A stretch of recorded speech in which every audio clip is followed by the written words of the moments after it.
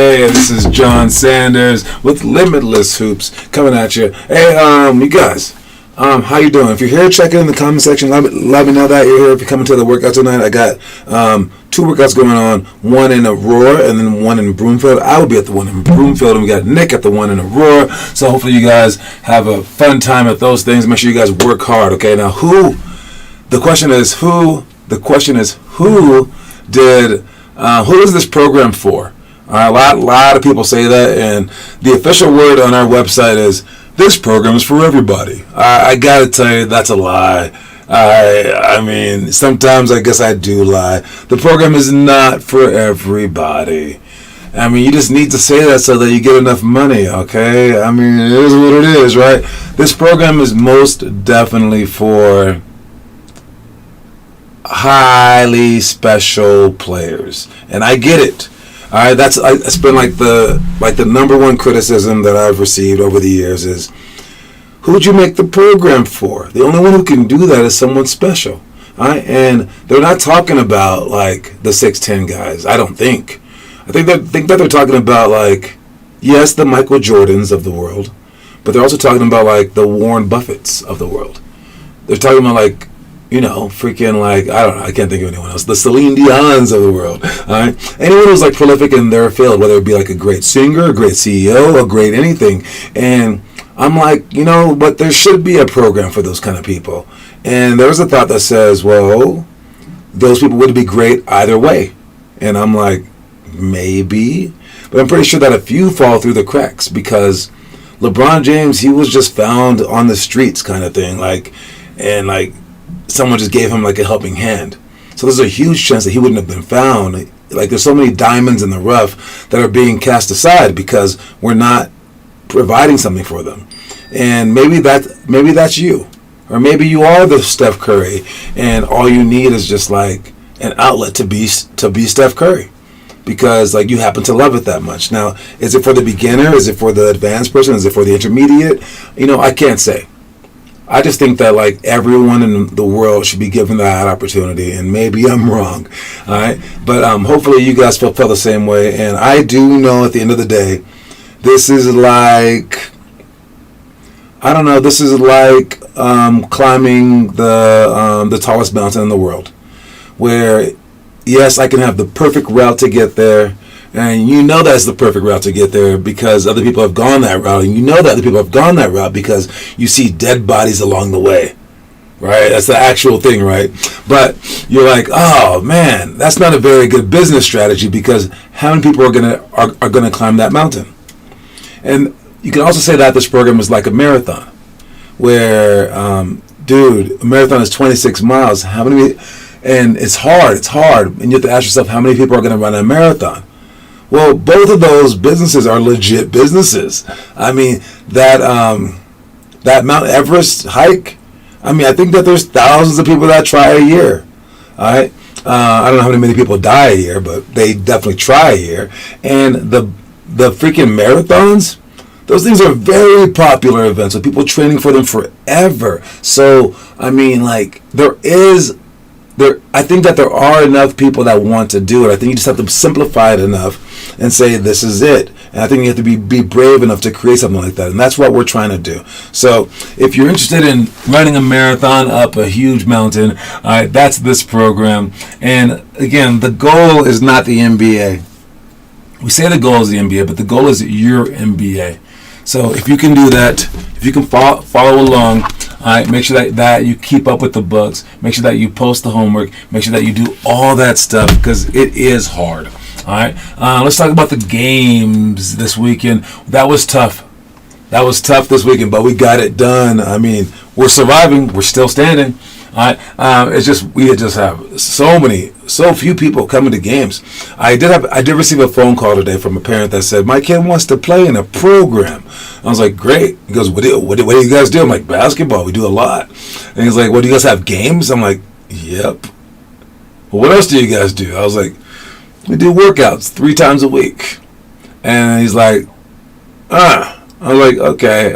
He's like, well, tell me what else you guys do. I was like, listen, if I tell you about what we did, it might scare you off. So I'm really afraid to say it because that's how people are. Anytime that I do that, So I went ahead and told him, and he's just like, "Oh, that is a lot." I was like, "But you don't have to do it."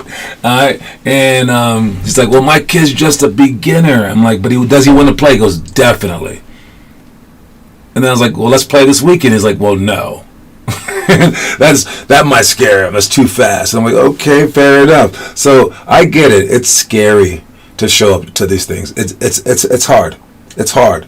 But I think many things in life are difficult. Many things in life are obstacles. Many things in life are things that you have to overcome.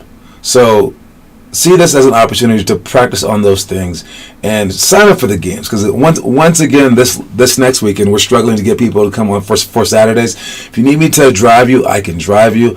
I'll put out a word to everyone, come to the workouts tonight, but you guys are showing up to the workouts now. We just have to take a step further to start showing up to the games. So step by step.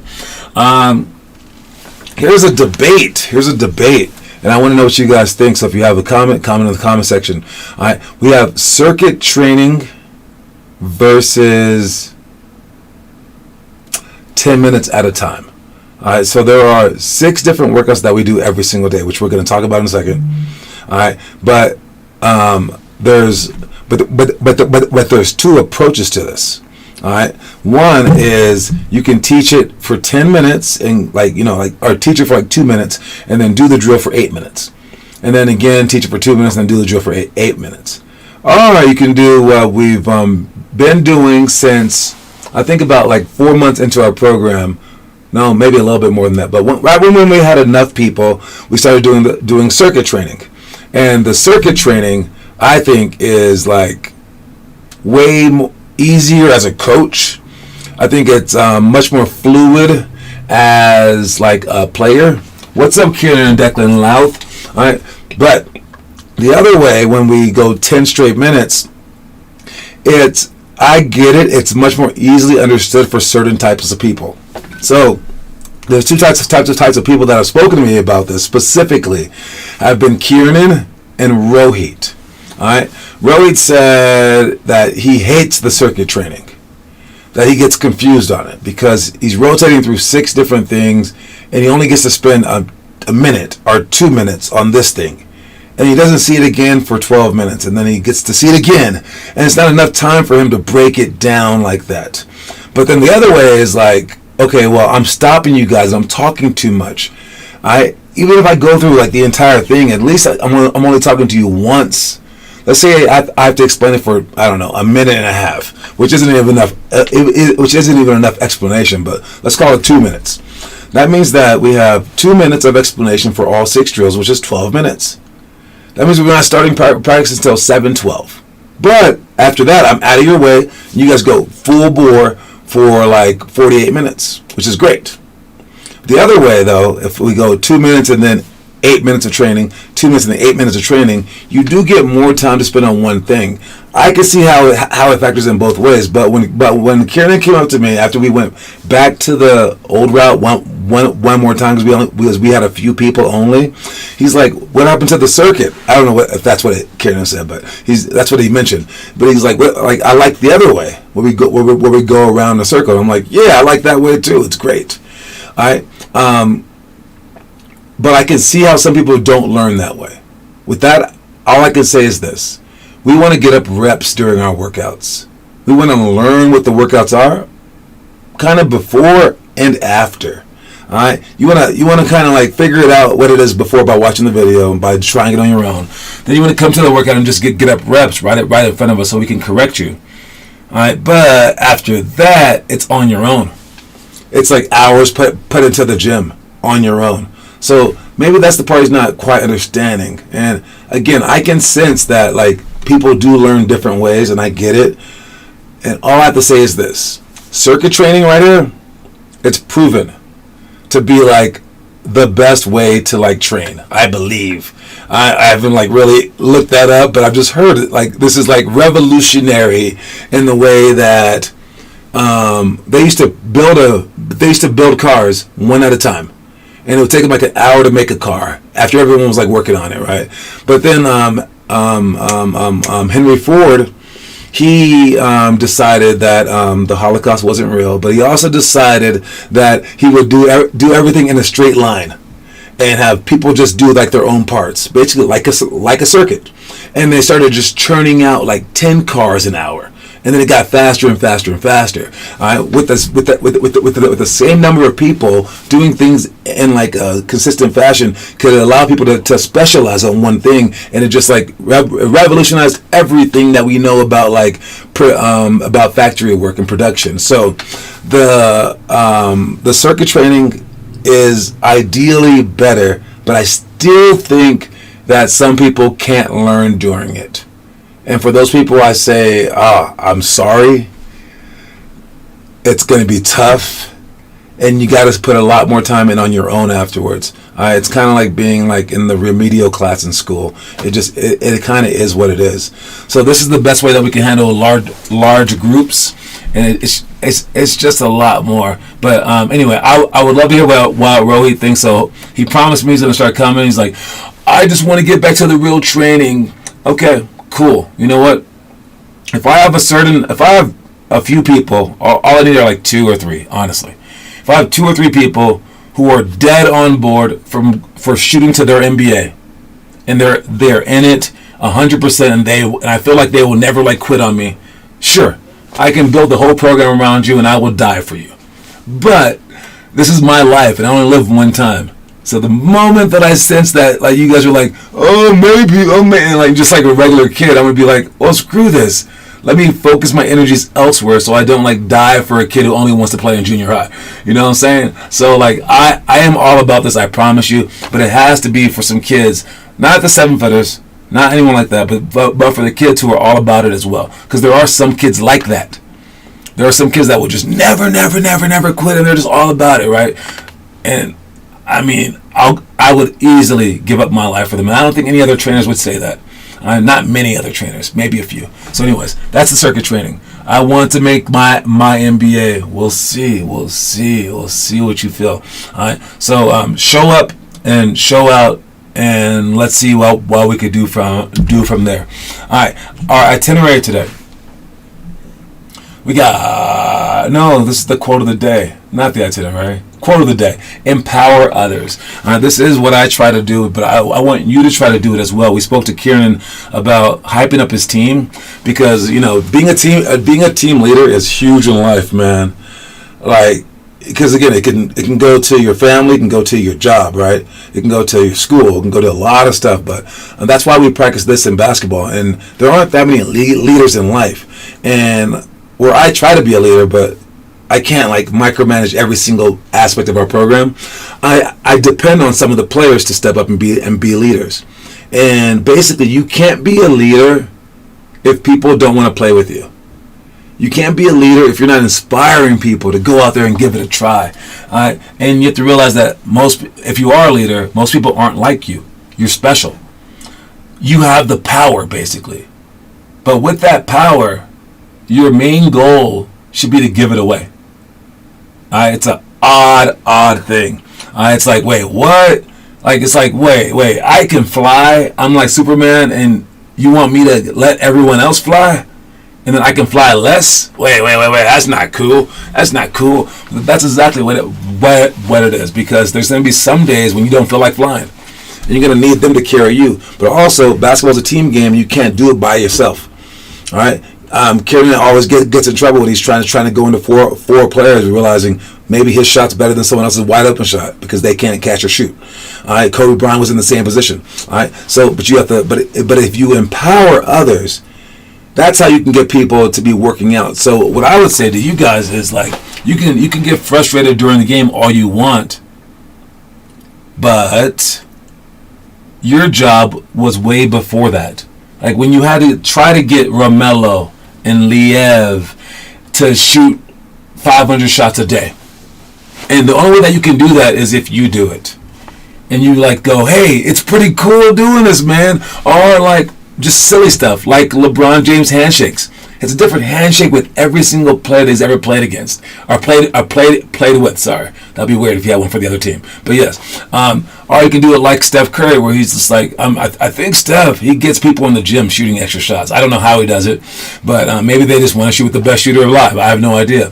Michael Jordan would just scream at people to make them work out and to come to games and stuff like that. But again, they all have their different strategies, and if you can empower others to, again, make them powerful, make them as much of leaders as you can make them, that would be great. And again, it's not always tearing them down, Noah.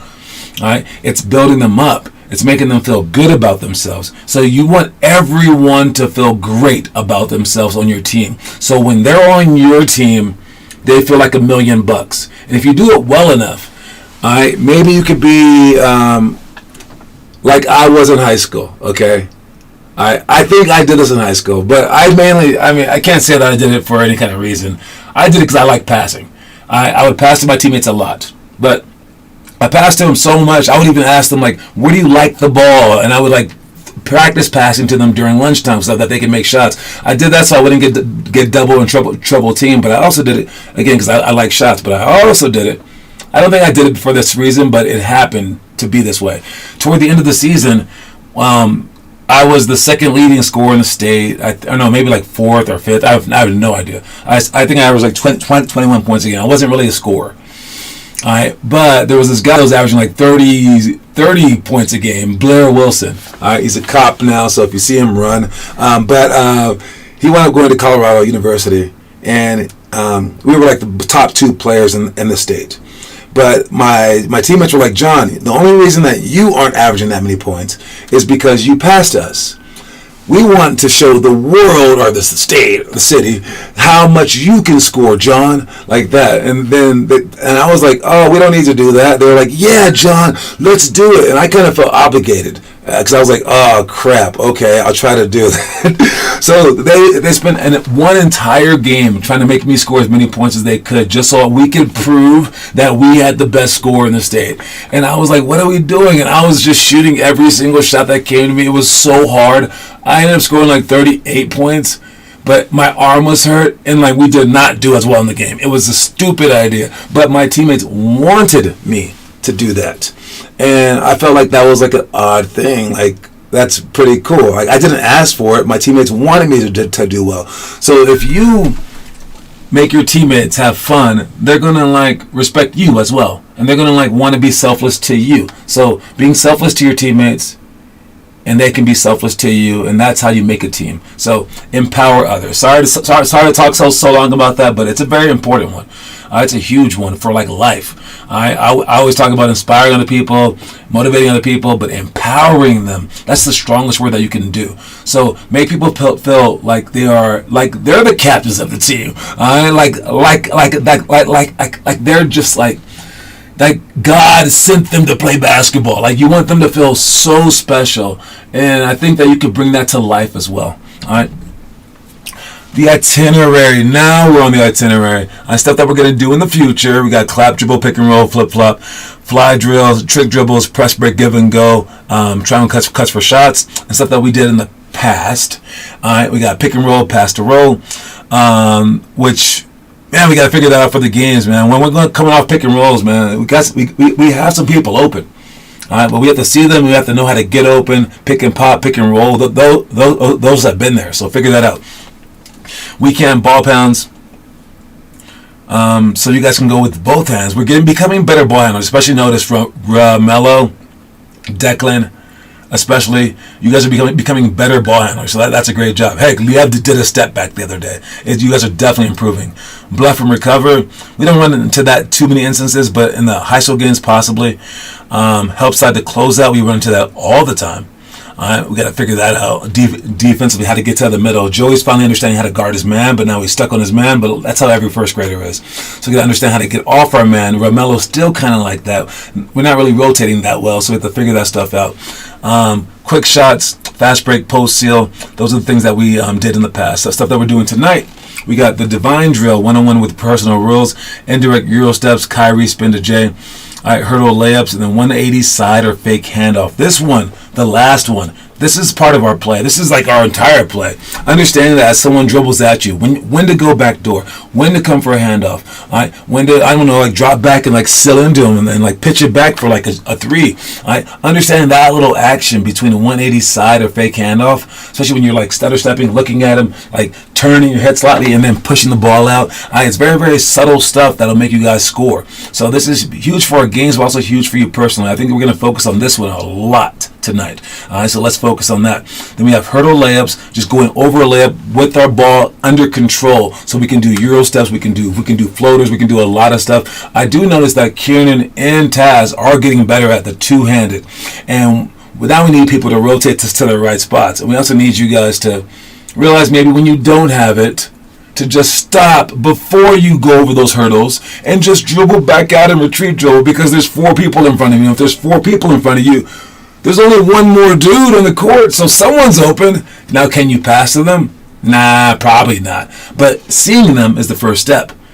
All right? So be able to see who's open before you just dive into 3 or 4 people. Por favor. All right.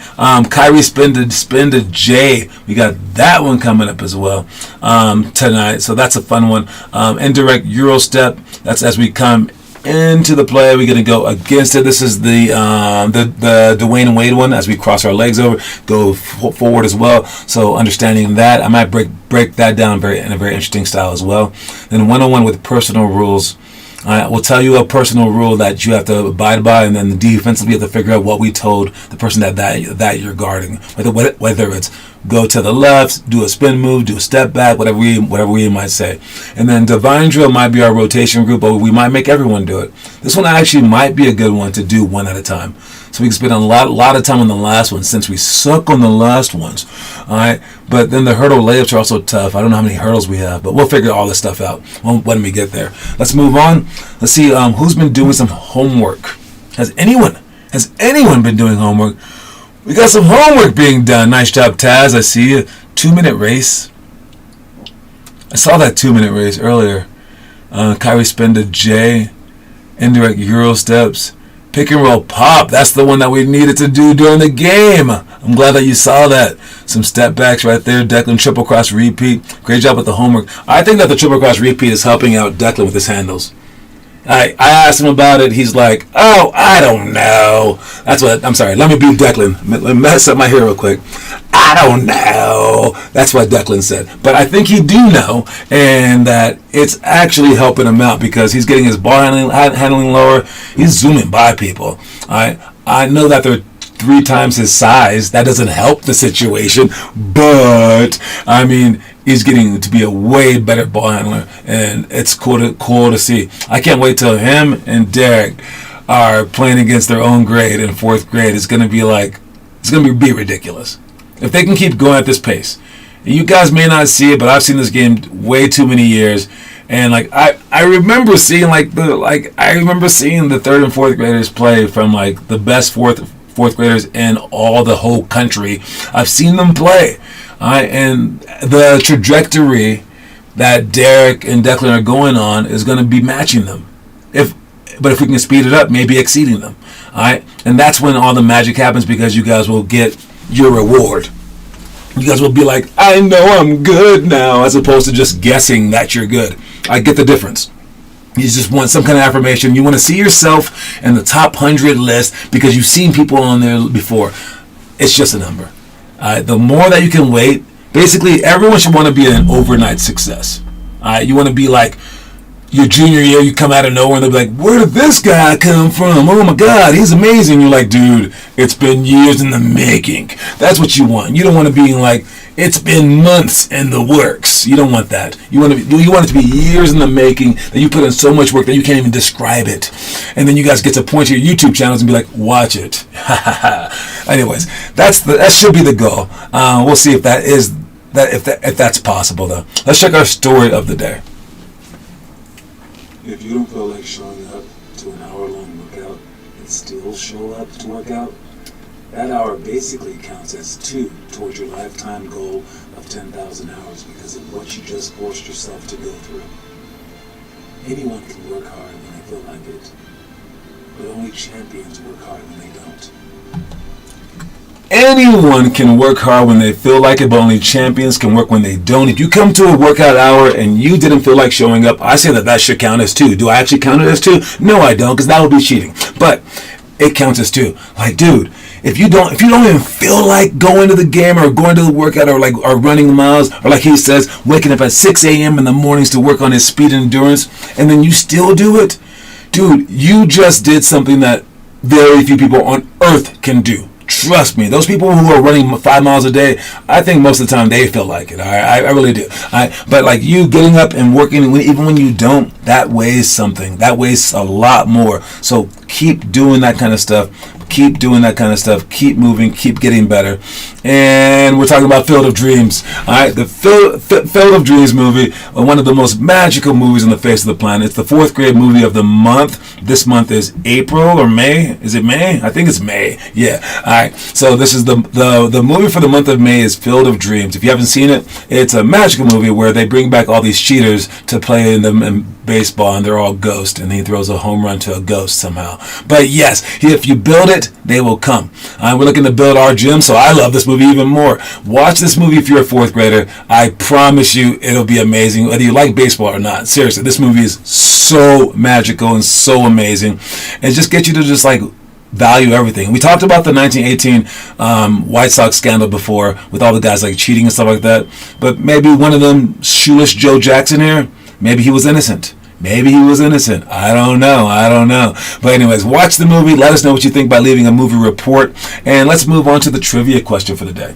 Trivia question today. It's a tough one. All right. We got Teo and Kieran are tied at 1. Good luck with this trivia question. And this trivia question is this. There have been 4 quadruple doubles in the history of the NBA, but only 1 didn't include blocks. Whose triple-double didn't include blocks in NBA history? And what did it include besides points and rebounds? Who got the triple-double without blocks in the NBA history? There was only 4 quadruple-doubles. Sorry, not triple-doubles. There's only 4 quadruple-doubles in NBA history, but only 1 was done without blocks. All right? Who got it? And what category did he get it in besides points and rebounds? Wait, is it points and rebounds? Well, points, rebounds, and assists, obviously, sorry. Points, rebounds, and assists. So you think it's... Yeah. Oh, you're pretty close. And what was the category? What was the category besides points, rebounds, and assists? Points, rebounds, and assists. And what other category?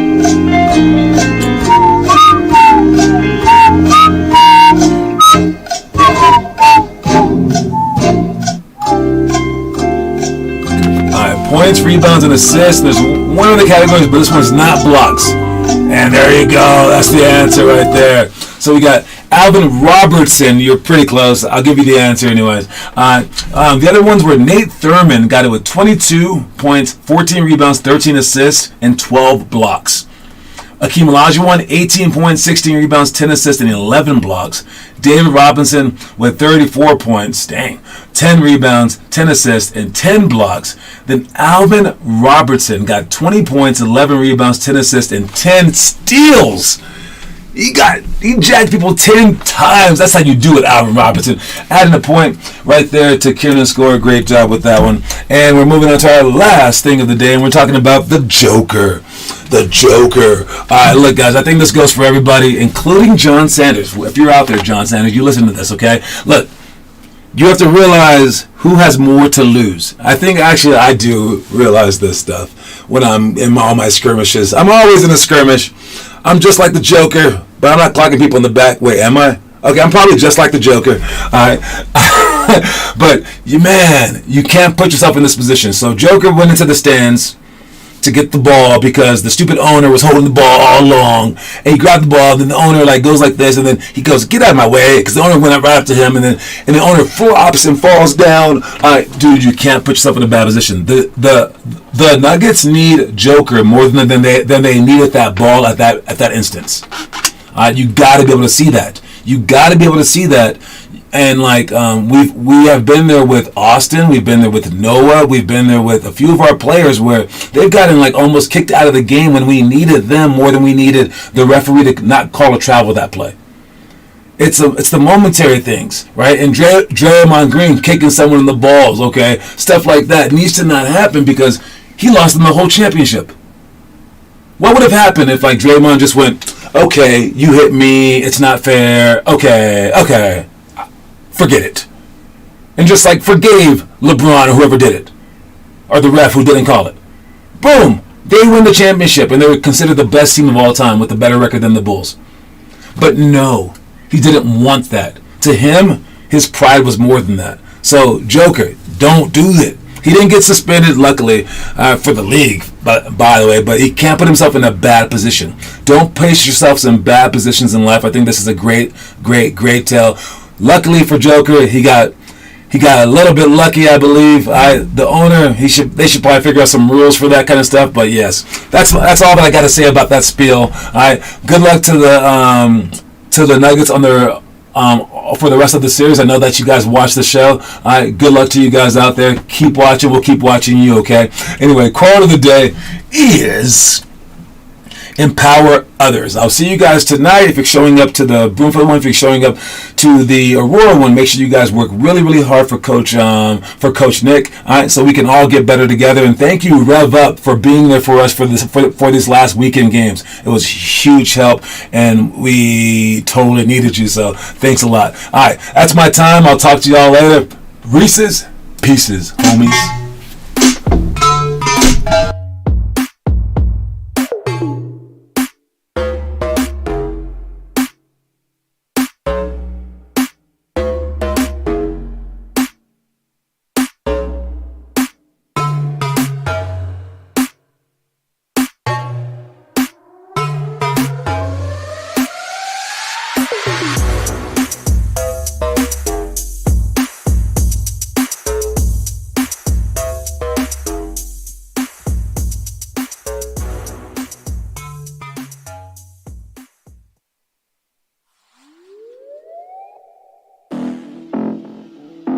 Yo. Hi. Hard breathing through, get on this madness, yo. Nairobi, are you ready for this? I don't think so. Go get ready, big man thing. My people crazy, you better like it. Go get ready, my people crazy, you better like it. Kuta, wonder. It's a dazzle thing and never surrender. Pretty girl, good wonder. It's a dazzle thing and never surrender. Go get busy, man. It's a freaky time.